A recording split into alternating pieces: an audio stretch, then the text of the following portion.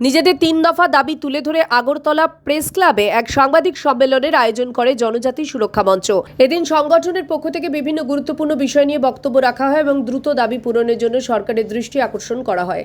সাংবাদিক সম্মেলনে উপস্থিত ছিলেন জনজাতি সুরক্ষা মঞ্চের কর্মকর্তাগণ। তারা জানান, দাবি পূরণ না হলে আগামী দিনে বৃহত্তর আন্দোলনের পথে হাঁটার বিষয়ে সংগঠন বিবেচনা করবে।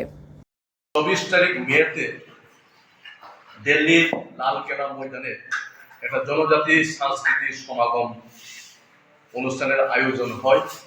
সেই অনুষ্ঠানে সারা ভারতবর্ষের যে যে রাজ্যে আমাদের জনজাতি বা এসটি সম্প্রদায়ের লোক আছে, প্রত্যেক রাজ্য থেকে ডেলিগেশন মতো আমাদের ত্রিপুরা রাজ্যেরও 1200 জন ডেলিগেট সেখানে অংশগ্রহণ করে 125তম ভগবান বিরসা মুন্ডার জন্ম জয়ন্তী উপলক্ষে এই দিল্লির লালকেল্লার জনজাতি সাংস্কৃতিক সমাগম।